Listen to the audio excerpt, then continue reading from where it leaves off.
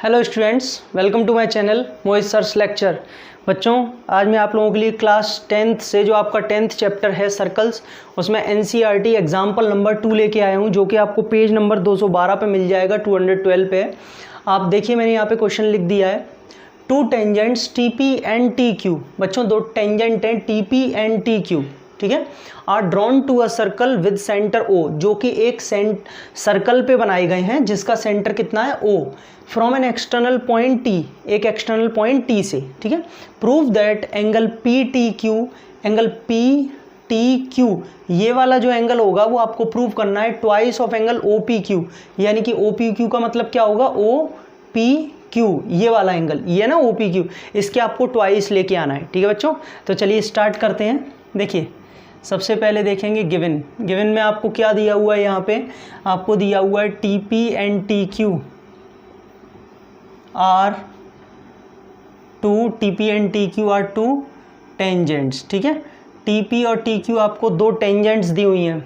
उसके बाद में टू प्रूव लिखते हैं।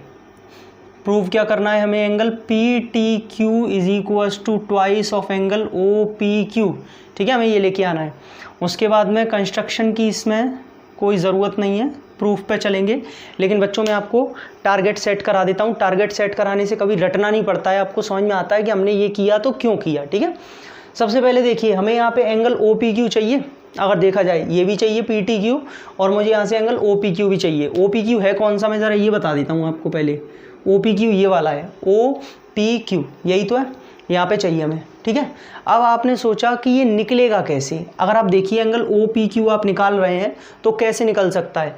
अगर मैं एंगल ओ पी टी में से, ध्यान दीजिए, एंगल ओ पी टी यानी कि इस कंप्लीट एंगल में से, ठीक है, ओ पी टी में से अगर ये वाला एंगल माइनस कर दूं, एंगल टी पी क्यू, मैं कौन सा एंगल माइनस कर दूं, टी पी क्यू, अगर इतना एंगल में माइनस कर दूं तो बच्चों क्या बचेगा, एंगल ओ पी क्यू बचेगा। ये पक्की बात है जी, यानी कि एंगल ओ पी क्यू ऐसे निकल सकता है। अब आप कहेंगे कैसे निकलेगा फिर आगे। बच्चों, एंगल ओ पी टी हमारे पास में 90 है, सीधा सीधा 90 है। क्यों? क्योंकि आप यहाँ से देखिए, ओ पी टी की अगर मैं बात करूँगा तो ओ पी टी बच्चों, एक मिनट है ना, बता रहा हूँ। ओ पी टी की अगर मैं बात करूँगा तो O P is radius and T P is tangent, और हम 10.1 थ्योरम में पढ़ चुके हैं कि टेंजेंट जो होती है वो रेडियस के परपेंडिकुलर होती है। तो एंगल ओ पी टी तो सीधा सीधा 90 है, तो इसकी तो टेंशन खत्म हो गई। बात आती है ये एंगल टी पी क्यू कैसे लाओगे आप, अभी जो बनाया था टी पी क्यू, तो इसके लिए थोड़ा सा काम करेंगे टी पी क्यू के लिए। तो देखिए, मैं एक काम करता हूँ, यहाँ पे सबसे पहले इसको एक नेमिंग दे देता हूँ, नंबरिंग दे देता हूँ, एंगल 1। मैं एंगल टी पी क्यू को एक नंबरिंग दे देता हूँ, एंगल 1, ठीक है।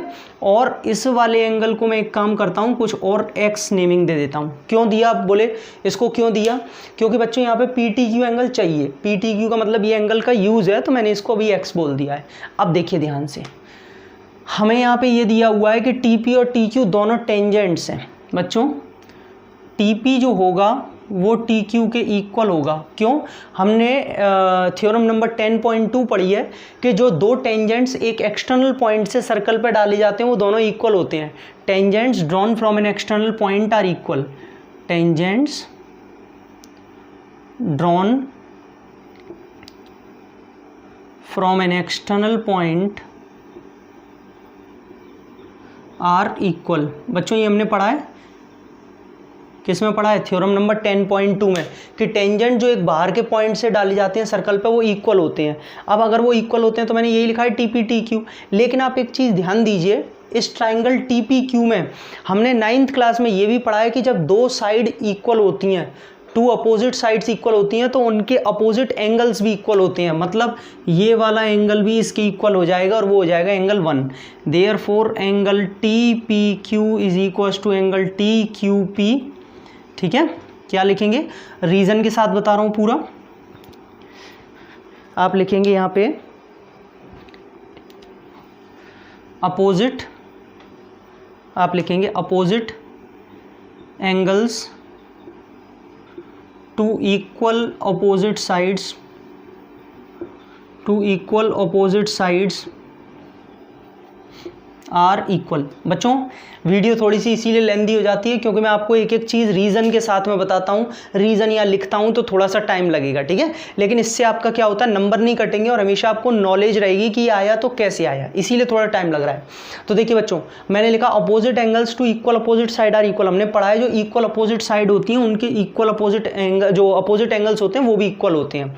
तो इसके हिसाब से ये एंगल 1 है तो ये भी एंगल 1 हो जाएगा, ठीक है। मैं इसको चाहे तो एंगल जो है इक्वेशन नंबर 1 डाल के यहीं पे छोड़ देता हूँ। अब आगे समझते हैं, यानी कि जो हमारा टारगेट था ये वाला एंगल निकालने का, वो फिलहाल में थोड़ा सा निकलता हुआ दिख रहा है। कैसे? अब मैंने क्या किया, in triangle T P Q, भाई पूरी तरीके से तो अभी निकला नहीं है तो अभी तो निकालेंगे।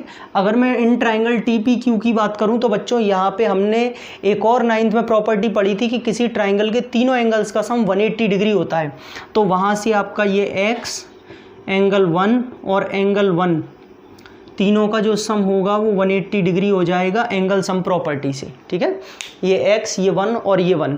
तो बच्चों अगर मैं यहाँ से निकालूँ तो x plus twice of angle 1 is equals to 180 degree. ये एंगल 1 ट्वाइस ऑफ एंगल 1 हो गया।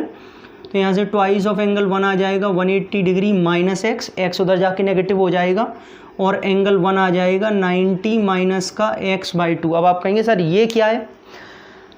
बेटा जब ये 2 है, 2 नीचे जाएगा डिवाइड होगा तो 180/2 आएगा तो वो तो 90 हो जाएगा, माइनस x के नीचे अलग से 2 आ जाएगा। मैंने सेपरेट भी कर दिया है, ठीक है। तो एंगल 1 निकल के आ गया। अब बच्चों मैंने आपको यहाँ पे क्या बताया, देखिए अब मैं यहाँ लिख देता हूँ, इसके बाद में मैंने आगे लिख देता हूँ।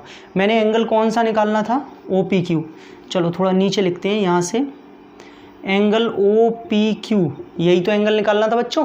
कैसे बताया था, एंगल OPT में से माइनस कर दो, OPT में से माइनस कर दो TPQ को, इस वाले एंगल को माइनस कर देंगे जब ये निकलेगा, यानी कि एंगल TPQ। तो ये OPQ जैसा चल रहा है चलने दीजिए। OPT अभी मैंने आपको कितना बताया, OPT 90 डिग्री बताया। उसका रीज़न क्या बताया, tangent perpendicular to the radius. आप चाहें तो कहीं भी पहले ऊपर लिख दीजिएगा कि हाँ भाई ये एंगल 90 डिग्री है। एंगल TPQ, बच्चों एंगल TPQ का मतलब है एंगल 1 जो मैंने यहाँ निकाला हुआ है। एंगल 1 कितना निकाला है, 90 माइनस x/2, तो माइनस 90 माइनस x/2।